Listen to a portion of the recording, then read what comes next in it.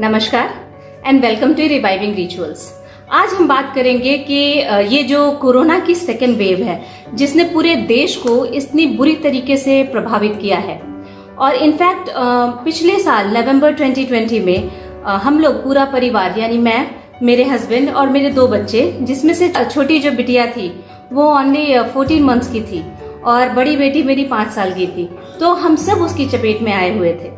तो हम आज देखेंगे कि आयुर्वेद किस प्रकार से मदद कर सकता है कोविड-19 की सिचुएशन को हैंडल करने में।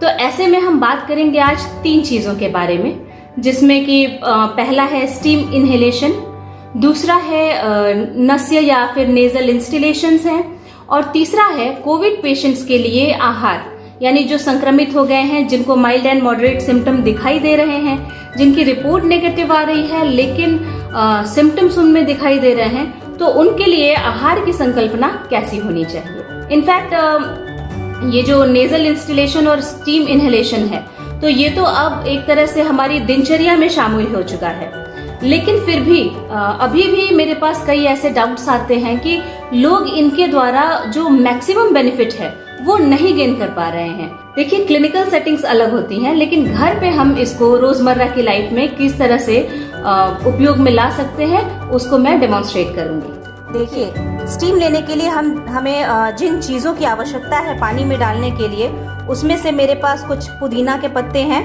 तेज पत्ता, अजवाइन, कपूर, तुलसी के पत्ते, और ये अजवाइन के फ्रेश पत्ते हैं। अगर आपके पास अजवाइन का फ्रेश पत्ता है तो उसे यूज कीजिए, अगर नहीं है तो आप सूखी हुई अजवाइन भी यूज कर सकते हैं।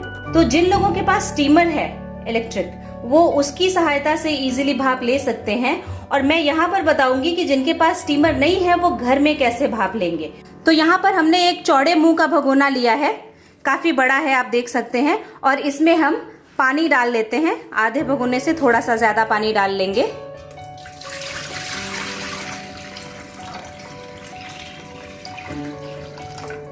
और इसको हम गरम करने के लिए रख देते हैं। ध्यान रखिए, आपको पानी को उबालना नहीं है, अच्छी भाप आने तक इसको गरम करना है। और पानी जब गरम हो रहा है तो उसके साथ साथ में ही ये सारी चीजें हम इस पानी के अंदर डाल देते हैं।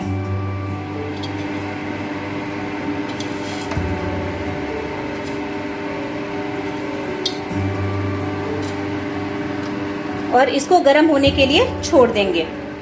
तब तक हम क्या करेंगे कि जिसको स्टीम लेना है उसके चेहरे पर किसी भी प्रकार का स्नेह, जैसे कि तिल का तेल यूज किया जा सकता है, या फिर गाय का घी यूज किया जा सकता है, ऑलिव ऑयल यूज किया जा सकता है, नारियल तेल यूज किया जा सकता है, या कोई भी तेल जो आपके पास हो वो यूज किया जा सकता है। तो मैं यहाँ पर इनके चेहरे पे गाय का घी यूज कर रही हूँ, उससे हल्का सा मसाज करना है। इससे काफी चीजें होती हैं, जैसे जो अंदर अब्जॉर्प्शन है वो काफी अच्छा हो जाता है। तो ये मसाज हमें ध्यान से करना है कि ये जो साइनसेस का एरिया है वहां से हमें ऐसे ऊपर करते हुए मिनिमम 2 मिनट्स का मसाज, तब तक पानी गर्म होगा और ये जो चेहरे पे अच्छे से स्नेह लग जाएगा। इवन स्टीम लेने के बाद आप तुरंत एसी या फैन में न जाएं, उसकी हवा हानिकारक हो सकती है। उस टाइम पे सिर में दर्द, सिर में भारीपन, तुरंत सर्दी होना, इस तरह के लक्षण कई बार दिखाई देते हैं, तो अवॉइड करना है। अब एक मोटे तौलिए से अपना चेहरा पूरी तरह से ढक करके, और पानी का जो पात्र है उस पे उसको पूरा ढक करके आगे झुक जाओ, हाँ, और स्टीम लेनी है। ये जो स्टीम लेने की प्रोसीजर है ये कब तक ले, ये बहुत इंपॉर्टेंट है। तो जब तक कि तौलिए से चेहरा साफ करने के बाद भी पसीना ना आने लगे, यानी ये करीब 12 से 15 मिनट तक का प्रोसेस होता है, तब जाकर के ये आपको अच्छा जो इफेक्ट है वो देगा। तो लेकिन अभी हम इतना लंबा टाइम तो एक साथ ले नहीं सकते ना स्टीम, तो फिर क्या करना है, बीच बीच में थोड़ा थोड़ा चेहरे को बाहर निकालें, छोटे छोटे गैप्स दें, और उसके बाद फिर से स्टीम का लेना शुरू करें। तो ये स्टीम की प्रोसीजर हो गई, और इसके बाद आपको तुरंत एसी या फैन में नहीं जाना है। अगली नस्य की जो प्रोसीजर है, तो उसमें हमें स्वेदन लेने के बाद ही नस्य करना है, वो ज्यादा इफेक्टिव रहता है। तो इसमें देखिए कंधे के नीचे एक पतली तकिया रख करके हमने सर को 45 डिग्री तक टिल्ट किया है। इसके बाद ये हमारे पास नशे की औषधियां हैं, जिसमें से ये अणु तेल या इसकी जगह पे क्षीर वाला तेल ले सकते हैं 101 आवर्ती, या गाय का घी, तिल का तेल, ऐसा कुछ भी ले सकते हैं। तो ये अणु तेल को मैंने इस कटोरी में डाल करके थोड़ा गुनगुना कर लिया है। इसके बाद नस की प्रोसेस के लिए आप ये ड्रॉपर स्टेराइल जो है उसको यूज कर सकते हैं, या फिर घर पे अगर आप कर रहे हैं, आपके पास ड्रॉपर नहीं है, तो स्टेराइल कॉटन का भी यूज किया जा सकता है। तो कॉटन को ऐसे पूरी तरह से ऑयल में डिप करना है, और उसके बाद ये जो एक बार गिरेगी ये 1 बूंद है। तो इस तरह से बूंद की मात्रा में 2 बूंद दाहिने नासापुट में और 2 बूंद बाएं नासापुट में हमें डालनी है। तो हमने ये 2 बूंद दाहिने नासापुट में और 2 बूंद बाएं नासापुट में डाली है। उसके बाद थोड़ा सा हल्का सा मसाज करना है, और इसी अवस्था में 100 काउंटिंग करने तक रुकना है। उसके बाद आप उठ करके बैठ सकते हैं, और जब आप उठेंगे तो आपके गले में सिक्रीशंस होते हैं, तो उस सिक्रीशन को थूक देना है और गुनगुने पानी से गार्गल कर लेना है। शुरुआत में 15-20 मिनट आपको थोड़ी सी गले में असहजता महसूस हो सकती है, लेकिन 20 मिनट से आधे घंटे के बाद आप एकदम अच्छा फील करेंगे। तो यहाँ तक हमने अपनी दोनों प्रोसीजर्स देख ली। इसके बाद कोरोना पेशेंट्स या संभावित कोरोना पेशेंट्स के आहार की संकल्पना क्या होनी चाहिए, उसके बारे में हम बात करेंगे। कोविड के माइल्ड मॉडरेट सिम्टम्स में जब फीवर रहता है या फीवर थोड़ा तेज रहता है, तो और कई बार कई केसेस में हम ये भी देखते हैं कि 5 to 7 डेज के बाद जो फीवर है उसमें सिम्टोमेटिक रिलीफ मिल जाता है, लेकिन जो सिम्टम्स हैं वो जल्दी ठीक नहीं होते हैं या कई बार वो बढ़ जाते हैं। तो यहाँ पर मैं सीवियर केसेस की बात बिल्कुल नहीं कर रही हूँ, जिनका O2 लेवल काफी कम आ चुका है और वायरस लंग्स में इन्वेड करके न्यूमोनिया जैसे सिम्टम्स उत्पन्न कर चुका है। मैं जो घर पर मैनेजेबल केसेस हैं, जिनको घर पे मैनेज किया जा रहा है, मैं उनकी बात कर रही हूँ। तो मेरे हिसाब से यहाँ पर हम एक बहुत ही बेसिक सी भूल कर रहे हैं। जब भी कोरोना के इनिशियल सिम्टम्स आते हैं तो व्यक्ति को आइसोलेट कर दिया जाता है, और उसके बाद लगभग नील बॉडी एक्टिविटी में हम उनको पौष्टिक ब्रेकफास्ट देते हैं, जिसमें कि ब्रेड है, पोहा, उपमा, अंडा, दूध, फल, ये सारी चीजें इंक्लूडेड होती हैं। उसके बाद 3 से 4 घंटे के बाद हम उन्हें पौष्टिक खाना देते हैं, चावल, दाल, रोटी, सब्जी, सलाद वगैरह सारा इंक्लूड करके। फिर 4 से 6 बजे तक में स्नैक्स का टाइम हो जाता है, और फिर रोस्टेड नट्स या कुछ अलग तरह के नट्स, नारियल पानी, चाय, ये सारी चीजें उन्हें स्नैक्स में या फ्रूट्स कई बार वो दी जाती है।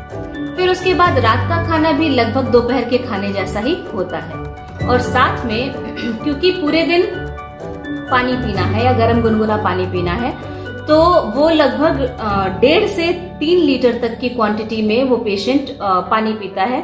और कई बार ऐसा होता है कि रिमाइंडर लगा करके पेशेंट्स जो हैं वो पानी पीते हैं, या हम लोग उन्हें पानी पीने को कहते हैं। तो मैं ये कहना चाहूंगी कि जो आहार है ना हमारा, वो भी औषधि की तरह ही काम करता है, अगर उसका संयोजन बहुत बढ़िया तरीके से किया जाए। मुझे ऐसा लगता है कि हम सभी लोगों को कभी ना कभी लाइफ में फीवर तो जरूर हुआ होगा। उस टाइम पे पहला क्या होता है, खाना खाने की इच्छा कम हो जाती है या खत्म हो जाती है, नेक्स्ट मुंह का टेस्ट चेंज हो जाता है। तो एक्चुअली जो आयुर्वेद में फीवर की जो ट्रीटमेंट कही गई है, उसमें जो फर्स्ट स्टेप है वो ही लंघन है। लंघन यानी खाना कम खाना या खाना नहीं खाना। तो इस दौरान हमारी जो खाने की इच्छा इसलिए कम हो जाती है क्योंकि हमारी अग्नि या जो डाइजेस्टिव पावर है वो काफी कम हो जाती है, और ये कह सकते हैं कि शरीर ये एक इंडिकेशन देता है कि मैं इस वक्त भोजन पचाने में सक्षम नहीं हूँ। अब जब हम पेशेंट के परिजनों की दलील सुनते हैं तो वो कहते हैं कि अगर खाएगा नहीं तो ताकत कहाँ से आएगी। आप ये एक छोटी सी बात सोचिए कि अगर वो खाना पचाएगा नहीं तो सच में ताकत कहाँ से आएगी। इनफैक्ट ये जो खाना हम इकट्ठा कर रहे हैं, पौष्टिक आहार हर बार बिना पचा हुआ, और साथ में जो वाटर का ओवरलोड है, क्योंकि पानी को भी पचाने के लिए अग्नि की आवश्यकता ही होती है। तो ये सारी चीजें पेशेंट पर क्या असर डालने वाली हैं? ऑब्वियसली जो पहली चीज होगी वो होगी कि ये आपकी रिकवरी को डिले कर सकती है। बाद में ये सिम्टम्स को एग्रीवेट भी कर सकती हैं, क्योंकि शरीर तो कमजोर ही होता जा रहा है, भले ही आप उसको कितना भी बढ़िया भोजन दे रहे हो। तो ऐसे में भोजन की संकल्पना क्या होनी चाहिए? तो पहली चीज ये है कि पानी उनको उबाल कर ही देना है। कई बार कई पेशेंट्स जो हैं वो गुनगुना पानी नहीं ले पा रहे हैं। अगर वो नहीं ले पा रहे हैं तो पानी, उबला हुआ पानी पूरी तरह से ठंडा किया जाए और उसके बाद वो पेशेंट को पीने को दिया जाए। एक दिन पहले का पानी, यानी कल का उबाला हुआ पानी आज प्रयोग बिल्कुल नहीं करना है। उसके साथ में पानी में सोंठ डाल करके उसको सिद्ध करके वो जल भी हम पूरे दिन उनको पीने के लिए दे सकते हैं। कई बार कई पेशेंट्स में दाह, ये लक्षण, पित्त का जो लक्षण है ना, जलन हो रही है, बॉडी में जलन हो रही है, हाथ पैरों में, ये दिखाई देता है। तो इस कंडीशन में हम षडंगोदक, जिसमें कि मुस्ता, परपटक, उशीर, चंदन, उदित, चिनागर, ऐसा उसका फॉर्मुलेशन है, तो आप अपने निकटतम चिकित्सक से आप उसको ले सकते हैं। तो पित्तज कंडीशन में आप षडंगोदक का प्रयोग कर सकते हैं। उसके बाद जो नेक्स्ट थिंग है वो है खाना खाने से 15 से 30 मिनट पहले पेशेंट को आपको सौंफ की चाय देनी है। यानी एक चम्मच, छोटे चम्मच सौंफ को 1 कप पानी में उबालना है। जब आधा कप पानी बच जाए तो वो उसको पीने को दीजिए, और साथ में घिस करके अदरक, 1 चम्मच अदरक, उस पे सेंधा नमक डाल करके उनको चबाने के लिए देना है। तो ये दोनों चीजें जो है वो अग्नि को प्रदीप्त करती हैं, खाना को पचाने में सक्षम होने के लिए उसकी सहायता करती है। अब भोजन की व्यवस्था कैसी हो, थर्ड इम्पोर्टेंट थिंग। तो इसमें भोजन जो है हमें बहुत ही लघु सुपाच्य भोजन देना चाहिए, जैसे कि अग्नि पर किसी भी तरह का ओवरलोड ना आए। इसमें अनाज में आप यूज कर सकते हैं चावल, गेहूं, मसूर की दाल, मूंग की दाल, लौकी यूज कर सकते हैं, परवल है, नेनुआ है, तो इस तरह की सब्जियां भी आप इसमें डाल सकते हैं। और भोजन द्रव और उष्ण हो। तो अन्न में, अनाज में 6 गुना पानी, 14 गुना पानी, 8 गुना पानी, इस तरह से डाल करके उसको पकाया जाता है और उसकी कंसिस्टेंसी उसके हिसाब से रहती है। तो पतला भोजन, उसको सुपाच्य भोजन करने को देना है। इसको स्पाइस अप करने के लिए क्या करना है, तो उसमें आप बहुत सारे जो मसाले हैं, जैसे कि धनिया है, जीरा है, हल्दी, तेजपत्ता, लौंग, इलायची, उसके साथ में अजवाइन, दालचीनी, हींग, लहसुन, गाय का घी भी इसके साथ आप यूज कर सकते हैं। फिर शरीर में काफी कमजोरी आती जाती है, बॉडी में पेन होता रहता है, ये एक खास सिम्टम है इसका। तो ऐसे में हमें उनको पीने के लिए जो चीजें देनी है, उसमें हम मुनक्के का शरबत दे सकते हैं, जिसमें मुनक्के को थोड़े 3-4 घंटा भिगा करके और फिर उसका शरबत बना करके दें। अनार का शरबत उनको पीने के लिए दे सकते हैं। और फिर खजूर का मंथ, यानी ओवरनाइट आपने 5 से 7 खजूर को भिगा दिया, और उसके बाद सुबह उनका बीज निकाल करके उसका शरबत बना करके उसमें जीरा भुना हुआ और उसका पाउडर, और उसके साथ में सेंधा नमक, इसका यूज कर सकते हैं। और ये दोनों चीजें करता है, जठराग्नि को दीप्त भी करेगा, साथ में शरीर को शक्ति भी देगा। तो इन चीजों का प्रयोग करके हम पेशेंट को हेल्प कर सकते हैं कि किस तरह से उनकी फास्ट रिकवरी हो और सिम्टम्स जो हैं वो जल्दी से जल्दी खत्म हो। उम्मीद है आपको कि ये वीडियो पसंद आया होगा। इन चीजों को कीजिए जो लोग घर में मैनेज कर रहे हैं पेशेंट्स को, और प्लीज अपने अनुभव के बारे में हमें जरूर बताइए। फिर मिलेंगे, धन्यवाद।